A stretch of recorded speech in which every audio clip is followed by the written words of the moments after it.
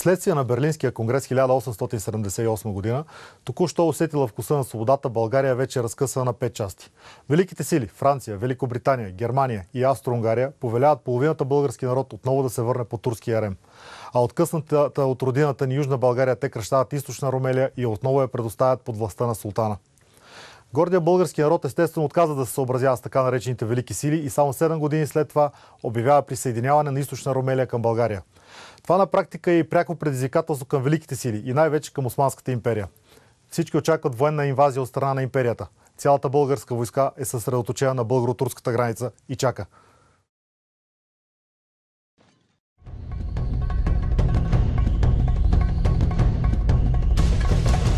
Вместо нападение от Турция обаче в гръб ни напада не друг, а братска Сърбия. Подтиквана открито от Австро-Унгария, от която за целта получава и 250 милиона динара.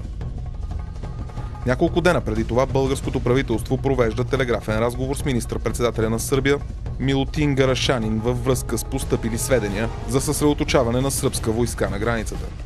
Телеграмата гласи: българското правителство желае да знае дали тези движения са действителни и дали стават по заповед на кралското правителство. Чакаме отговор от ваше превъзходителство.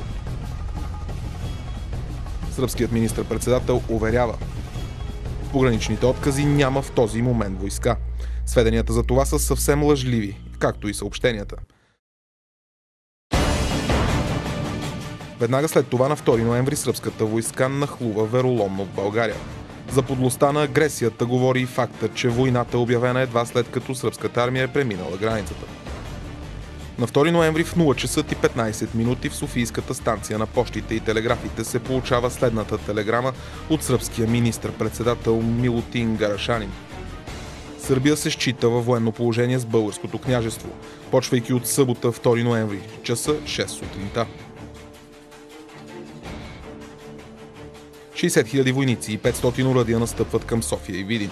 Сърбия започва войната с двете си елитни армии – Тимошка и Нишавска, съставени от добре обучени и въоръжени офицери и войници.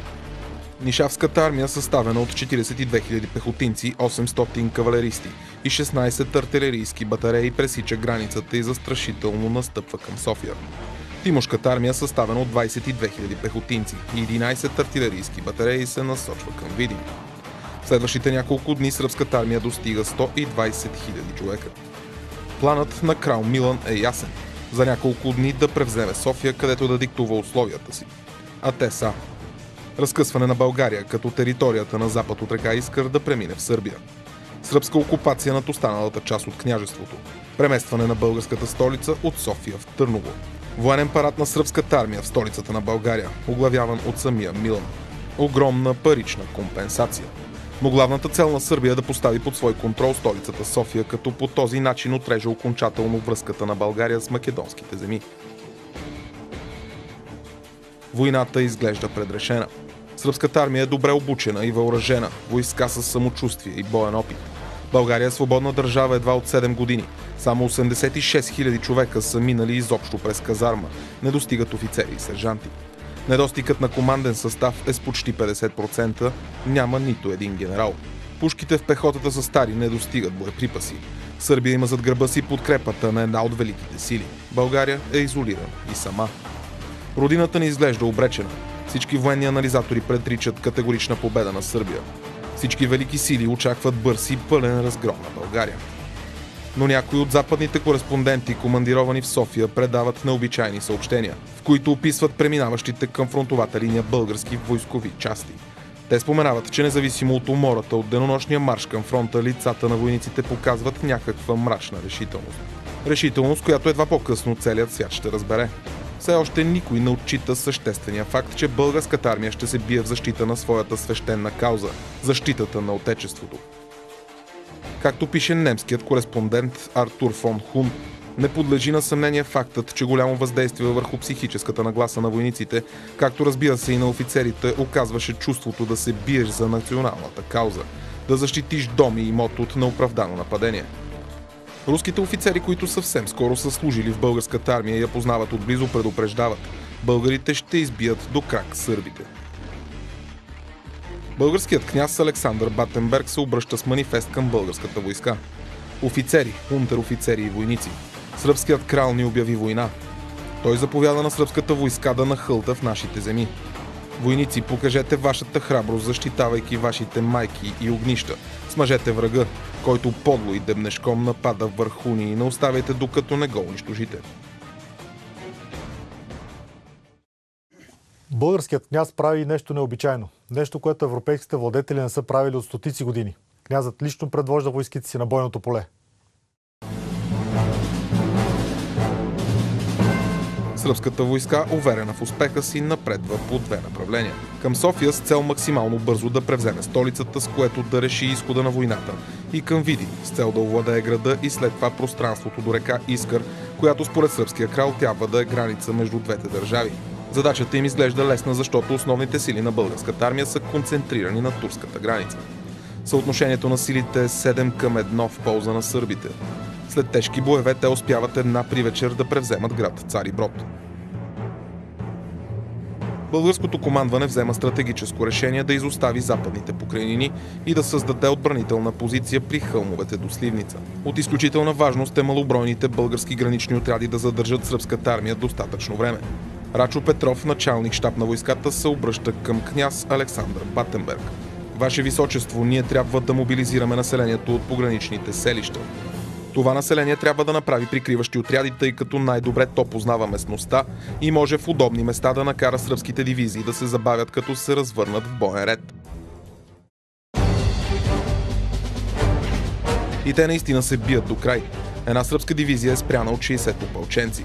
При Трън цял един скъпоценен ден е спечелен от един български стрелец на име Рангел. Добре маскиран в хралупа на дърво с точни изстрели поваля всеки сръбски офицер, осмелил се да вдигне челната рота в атака. Друга сръбска дивизия е спряна от отряда на капитан Маринов. С такива отбранителни действия настъпателният ход на сърбите е забавен с 2 дни. 2 решаващи дни, в които българската войска се предвижва от турската до сръбската граница. За съжаление, тогава няма изградена ЖП инфраструктура и голяма част от прехода е пеша в усилен марш до сръбската граница. Войниците и офицерите знаят, че от навременното им пристигане зависи изхода от войната. Ако закъснеят, България загива. Съдбата на родината зависи от тях. Затова тези маршове са уникални по дължина на маршрута и физическата натовареност на войниците, както и скоростта на придвижване. С изключение на един поход на Наполеон няма подобен аналог в световната военна история. Ето някои данни за тях. Първи Софийски полк изминава пеша 86 км за 30 часа. 8-ми Приморски полк 95 км, като от 3000 войници само 60 изостават. 5-та батарея на капитан Петър Тантилов изминава 146 км само за 2 денонощия. Цончо Радев описва марша на 8-ми Приморски полк. Върви се денонощно в колона по 3, като войника в средата спи, а другите 2 носят пушката му и го прикрепят, като през 1 час се сменят без похода да спира. Това е един невероятен устрем към позицията, за да могат да помогнат колкото се може по-бързо. Не всички имат бутуши. Някои от тях върват пеша с цървули, краката им са изранени, шинелите им са изпокъсани, някои с калпаци, някои с фуражки. Италианският кореспондент Адриано Колоци пише: по този примитивен начин маршируваха денем и нощем в сняг и дъжд. Правилото беше 60 км на ден. За по-малко от 2 дни извършваха походи от 120 км, като прекосяваха Балкана при ветрени ихтиман. Вече споменах, че един полк пристигна на бойното поле при Сливница без почти да остави закъсняващи, като бе изминал 95 км за 32 часа. С пристигането си на фронта в движение се хвърлят в боя. Рано сутринта на 5 ноември сръбската армия вече е на 22 км от София и предвкусва победата. За началото на решителната битка разказва сръбският поручик Живоин Мишич. Той пише: в мъгливото влажно утро на 5 ноември се очаква сръбското нападение над Сливница. Но вместо сърбите първи в този ден тръгват българите и по този начин придобиват преимущество. На левият фланг е нападната Дунавската дивизия. Борбата е жестока, очи в очи. Дринската дивизия напада българския център без особен резултат. Нашият батальон се намираше на първата линия. Притиснахме българите от предните редове и те се оттеглиха в един редут пред нашия фронт. В отряда има сериозни загуби. Българите водят с артилерия дуел срещу нашата артилерия. С мен бяха моята свръзка и 2 кадрови страбач. Комуто вратните жили се подуха, докато викаше резерва. На фронта беше мъгла. Изведнъж се появи пушечен огън в десния фланг на моя отряд.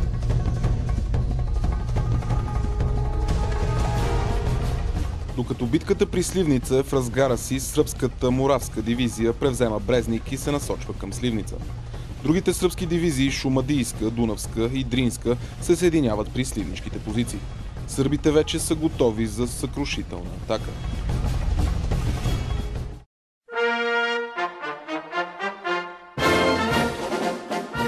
В този критичен момент на фронта пристигат 3 български дружини и една артилерийска батарея.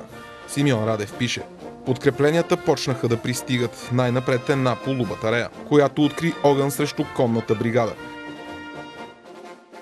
Сетне третата дружина от Бдинския полк, водена от капитан Маринов. Щом тая дружина пристигна на бойната линия, Бендерев заповяда да се върви на нож. Сърбите след кратко противостояние почнаха да бягат, преследвани от нашите войници с викове «Ура!». На 6 ноември се води сражение по цялата фронтова линия. Бдинския полк постига успех след контратака, а Плевенският достига до сръбските окопи. На 7 ноември при село Горголят отрядът на капитан Христо Попов се изправя в неравна битка срещу 3 сръбски батальона, една батарея и един ескадрон и ги разгромява. В същото време сръбските войски на северния фланг атакуват и си връщат част от изгубените терени. Българите контратакуват. Командващият Бдинския полк капитан Марин Маринов нарежда щикова атака на нож, като сам повежда бойците си и загива в боя. Развихря се ожесточена ръкопашна схватка и борба за надмощие. Сърбите не издържат и обръщат в бяг. От тук нататък ходът на сражението е решен. На 8 ноември след денонощни боеве сърбите са изтласкани зад Драгоман. Английският вестник Таймс пише: сега не може да има вече съмнение, че сърбите са претърпели сериозни несполуки. Победата на българите е победа на правото и правдата. На 10 ноември сърбите отново не издържат на българската атака на нож и отстъпват до Цариброд. Там заемат позиции на сръбско-българската граница при Нешков връх. На най-елитната част Шумадийски полк е поставена задача да отбранява позицията до край и на всяка цена да не допуска българите на сръбска територия. На 12 ноември за чест на сръбската войска тя наистина отбранява позицията си до край и за първи път не побягва при българската атака на нож. Посреща българската атака при окопите си. Завързва се яростен ръкопашен бой. Използват се щикове, ножове и умруци и всичко, което е под ръка. Тук става най-кръвопролитната схватка през цялата война. Чак при вечер българите успяват да избият почти всички сръбски войници, с което печелят битката, преминават границата и тръгват към Пирот.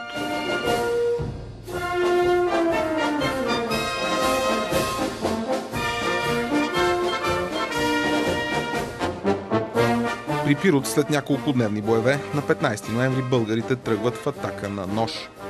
Боят се прехвърля и по градските улици. Градът е овладян, а сръбската армия напълно разбита бяга в безредие. Германският военен анализатор Мьолер пише: сръбската армия беше не само разбита, но и почти беззащитна. И така енергичното продължаване на войната от страна на България ще стане не преследване, а лов на хора.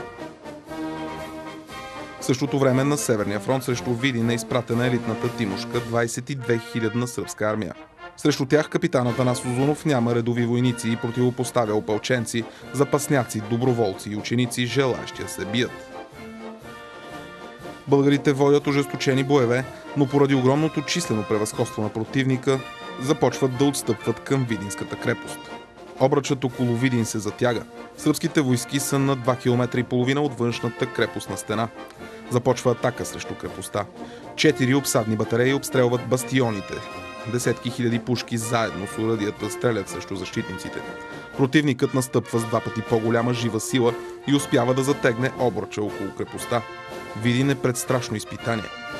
Командирът на сръбската армия генерал Лешанин предлага на защитника на крепостта Атанас Узунов да предаде Видин, защото изходът на битката е предопределен. Капитан Узунов отговаря просто и ясно: аз съм се учил да превземам, а не да предавам крепости. И превръща Видин във втора Шипка. Отбива всички нападения на Тимошката армия с убийствен огън. Сраженията са тежки. Капитан Узунов заповядва рововете пред крепостта да бъдат напълнени с вода от Дунава и ги превръща в масов гроб за атакуващите сръбски пехотинци. В един момент на примирие, когато военните действия спират, Узунов прекратява огъня, но сърбите използват това, за да предприемат решителна атака. Капитан Узунов, възмутен от подлостта, заповядва унищожителен огън от фортовете на крепостта, след което извежда войската си в атака. Тимошката сръбска армия е разбита с огромни жертви и изтласкана от пределите на България. Видин е спасен с бляскава победа. Виждайки мащабите на погрома, който българската армия му нанася, сръбският крал Милан отправя тревожен апел до правителствата на западните велики сили да се намесят незабавно и да спрат настъплението на българите в пределите на неговата страна. Опасявайки се, че съвсем скоро българската войска може да влезе и в Белград, на 16 ноември Австро-Унгария спешно праща пратеник при българския княз Батенберг и го моли да преустанови бойните действия. Пратеникът Кевен Хюлер Меч отчаяно моли и заплашва, че ако българската армия не спре настъплението, Австро-Унгария ще се включи във войната. И все пак войната завършва с парад на българските войски в Белград. С тази първа блестяща победа младата българска армия получава самочувствие на господар на своята земя и сигурен защитник на националните си интереси. Само 7 години след като великите сили разкъсват България при Берлинския конгрес, това е не само блестяща защита на съединението, а и заявка, че българите няма да се подчиняват и ще се борят за националния си идеал – свобода и обединение на Мизия, Тракия и Македония.